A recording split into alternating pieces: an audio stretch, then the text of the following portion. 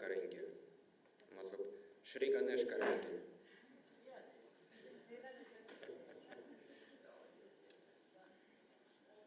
थोड़ा Ganesh Chaturthi in advance, से पहले।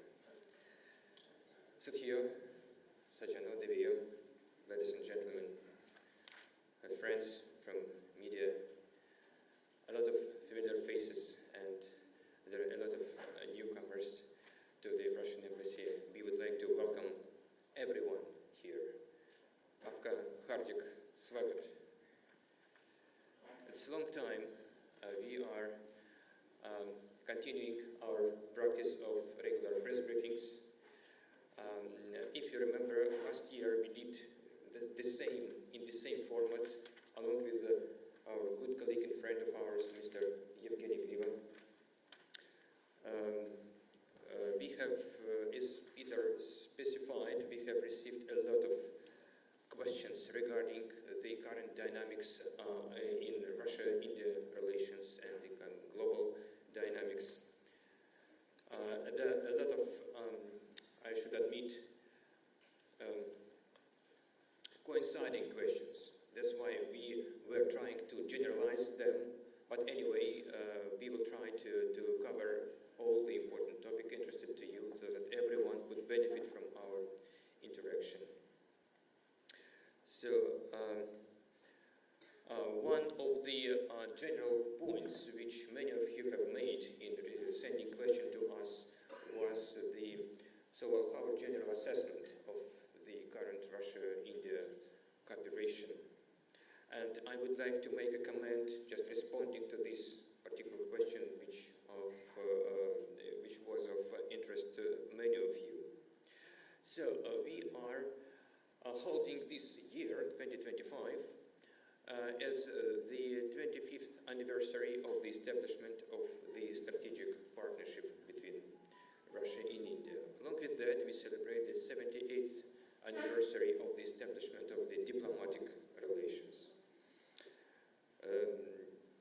Important date is the 80th anniversary of the defeat of Nazism in Europe. We have conducted a lot of events dedicated to these occasions, receptions in the embassy, exhibitions, cultural performances. We had concerts. We have even some cosmonauts from Russia visiting India, you remember. In the recent 2 weeks, our leaders spoke twice over the telephone. President Putin congratulated Prime Minister Modi on the Independence Day. He offered his condolences over devastating floods in Kashmir. And he also shared the information, the contents of his interaction with the US President Donald Trump. Currently, Dr. Jaishankar, External Affairs Minister, is in Russia to co-chair IRIGC, Russia-India Intergovernmental Commission, today itself, on the 20th of August. So our meeting is very timely. So we are supporting our dignitaries in their conversations. And tomorrow, Dr. Jaishankar will be meeting Russian Foreign Minister Sergei Lavrov. IRGC is the main mechanism of the Russian-Indian cooperation, practical cooperation, and to prepare the contacts of our leaders, which, as you may be aware, there are some information that by the end of the year, leaders will be meeting here in Delhi. No dates have been announced as yet. So, but this mechanism is the critical to prepare the substance of the current of the future engagements. Basically, based on the outcomes of the last year's summits. You remember that Prime Minister Modi visited Russia twice last year. And the agenda, you will not be surprised by realizing that we have a very comprehensive agenda generally, and it will cover the issues of trade, investments, financial cooperation, energy cooperation, nuclear power, culture, infrastructure, etc. On the sidelines of the current events in Moscow, we will have a bilateral business forum conducted by the Business Council on Cooperation with India from the Moscow government and FICCI. Among the future engagements is the SCO summit in China. There were reports that our leaders are planning to meet over there. Further delegation exchanges are very intense. One visit I would like to specify especially, this is the visit of the head of the Republic of Kalmykia. This is the Russian Southern Republic to India. Mr. Batum Hasikov, who is now in India, he visited Delhi. He is now in Bodh Gaya. The places of his program could really highlight the essence of his engagements with the Indian dignitaries, officials. So that comes in the context of the Republic of Kalmykia being the most western part of the world, which with Buddhism as a dominating religion. This visit comes in the context of the preparations for the third International Buddhism Forum, which will take place in Kalmykia and its capital city, Elista. We expect to receive and to welcome high-profile delegation from India. And we would like to highly appreciate and extend our sincere and deep gratitude to the Indian government, which graciously consented to provide Lord Buddha relics to demonstrate during this event. This is a very important gesture. All that engagements altogether are definitely providing a very good impetus to the development and deepening of our special privileged strategic partnership, which is of a long-term, forward-looking, equal, comprehensive, mutually respectful, and trusted, based on our national interests. The situation over the recent couple of years clearly demonstrates and confirms that the strength of our relations allows us to successfully adjust ourselves to whatever circumstances are there at the international stage. So I would probably stop here with these general remarks and invite all of you for our interaction. You are most welcome.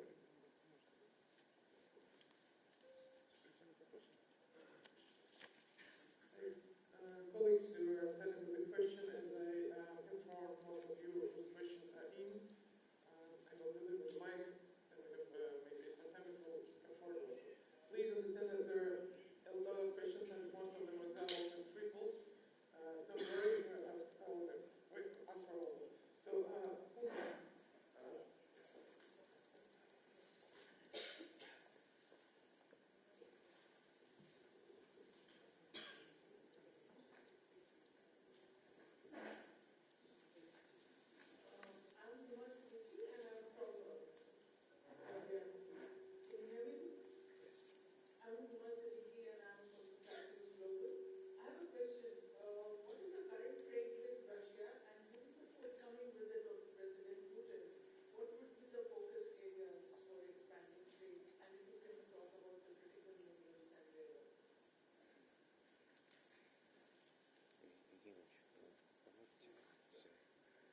So, since we have the advantage of having a deputy trade representative, Mr. Griva, so let us give the floor to him because his expertise will give you a more detailed picture.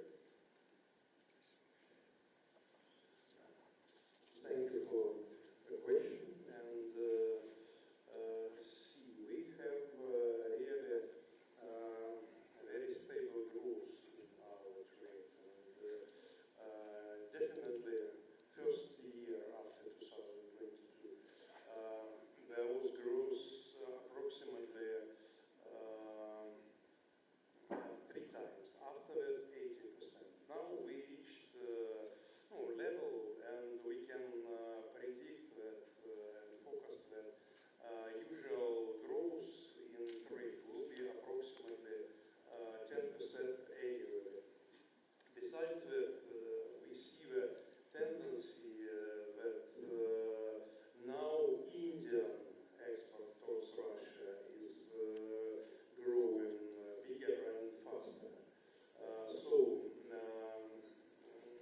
Also we see that, sure, first of all, oil, crude oil, is the main item of our export, but nevertheless we see the tendency when number and range of goods, commodities is increasing. And besides that, we see that, and I wanted to highlight that despite political situation, we can predict that same level of oil import, crude oil import, would be approximately the same.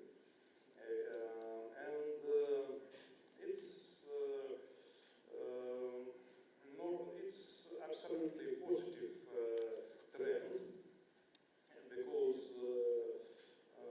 Russia is a main supplier. But we see that the number of goods was also widening. And besides that, very important that India also increasing its export to Russia, and machine tools, also electronic devices, and because usually we are saying that tea, rice, etc.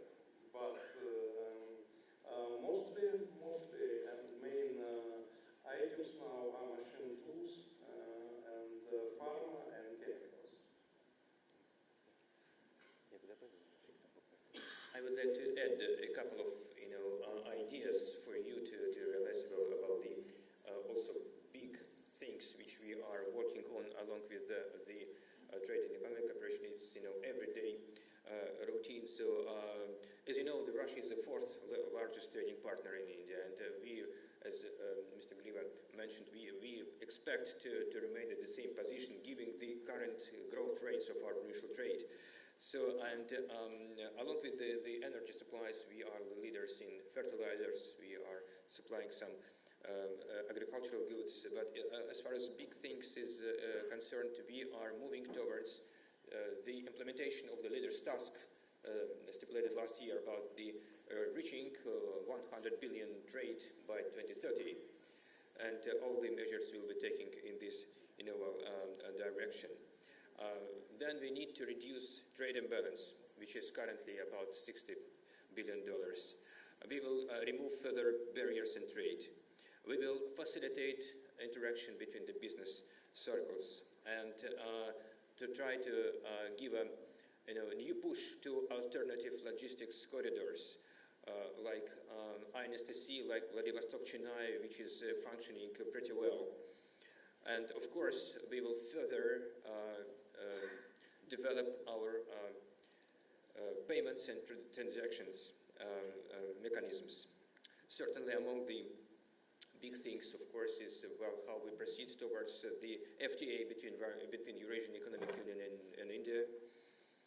A lot of couple of things which we need to regulate, like labor migration, like investment treaty. So so these are the picture which broadly covers our major areas of interaction in trade and economic sphere.